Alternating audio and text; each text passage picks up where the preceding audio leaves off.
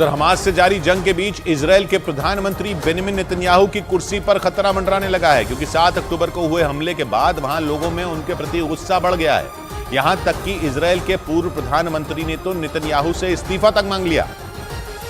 यानी हमास के खिलाफ जंग लड़ रहे प्रधानमंत्री बेंजामिन नेतन्याहू दोहरे मोर्चे पर घिर चुके हैं, क्योंकि इजरायल के पूर्व प्रधानमंत्री और विपक्षी पार्टी के नेता याइर लपिड ने दावा किया कि वो इजरायल के लोगों का भरोसा खो चुके हैं और इसलिए उन्हें जंग खत्म होने से पहले ही अपनी कुर्सी छोड़ देनी चाहिए। इतना ही नहीं, इजरायल के पूर्व प्रधानमंत्री ने नेतन्याहू पर गुस्सा निकालते हुए दो टूक कह दिया कि वो जंग को संभालने में पूरी तरह नाकाम साबित हुए। विपक्षी पार्टी के नेता याइर लपिड ने सुझाव दिया कि नेतन्याहू को पद से हटाकर उनकी ही पार्टी से ही किसी और को प्रधानमंत्री बना देना चाहिए। लेकिन उनके इस बयान के बाद नेतन्याहू की पार्टी के नेता भड़क गए और उन्होंने जंग के दौरान इस तरह की बयानबाजी को शर्मनाक बताया। हालांकि इजरायल में 7 अक्टूबर को हमास के हमले के बाद से ही नेतन्याहू पर सवाल उठने शुरू हो गए थे और इजरायल की सेना और सुरक्षा एजेंसियों से हुई चूक को ही हमास के हमले के लिए जिम्मेदार बताया गया था, क्योंकि दावा किया गया कि मोसाद की नाक के नीचे ही ईरान और हमास इस हमले की पूरी प्लानिंग करते रहे और इजरायल की सबसे ताकतवर खुफिया एजेंसी को इस बात की खबर तक नहीं हुई। दावा तो यह भी है कि हमास के कमांडर ईरान की सेना के अधिकारियों से मिलने के लिए करीब 4 बार ईरान गए थे, लेकिन मोसाद को इसकी भनक तक नहीं लगी।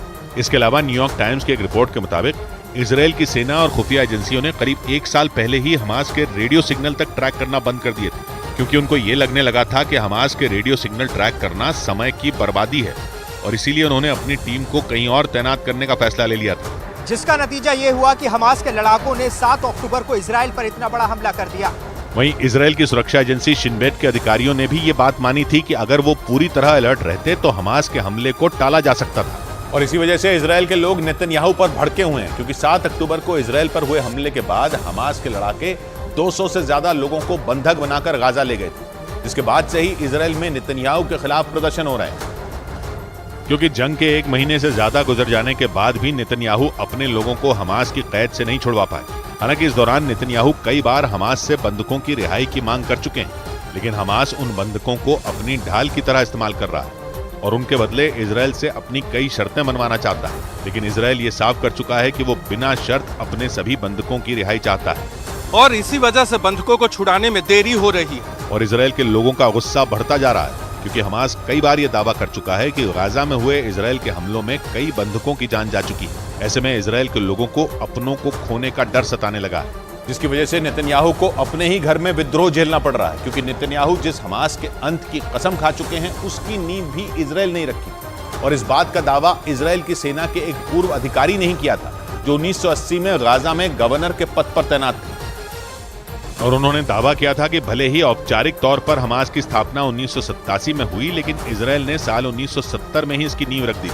क्योंकि साल 1948 में जब इजरायल बना था तभी से उसका और फिलिस्तीन का झगड़ा चल रहा था और फिलिस्तीन को कूटनीतिक तौर पर कमजोर करने के लिए इजरायल ने युवा लोगों का एक संगठन बनाया था, जिसे उसने हमास नाम दिया था और शुरुआती दौर में ही इजरायल ने हमास को पाला पोसा था। लेकिन धीरे धीरे हमास ने फिलिस्तीन के नेताओं को किनारे करना शुरू कर दिया और खुद को फिलिस्तीन की सत्ताधारी पार्टी की तरह दिखाने लगा, जिसके बाद साल 2007 में जब गाजा पट्टी पर उसका कब्जा हुआ तो उसने इजरायल से सीधी टक्कर लेनी शुरू कर दी। यानी जिस हमास की नींव खुद नेतन्याहू ने ही रखी थी, वही हमास उनके लिए मुसीबत बन गया और तुर्की और अमेरिका पहले ही इस बात की भविष्यवाणी कर चुके हैं कि नेतन्याहू की कुर्सी जाने वाली है। अमेरिका की एक न्यूज कंपनी ने खबर छापी थी कि इजरायल का समर्थन करने वाला अमेरिका खुद मानता है कि नेतन्याहू की कुर्सी जा सकती है और दावा किया था कि ये चेतावनी खुद बाइडेन ने इजरायल के प्रधानमंत्री नेतन्याहू को दी थी,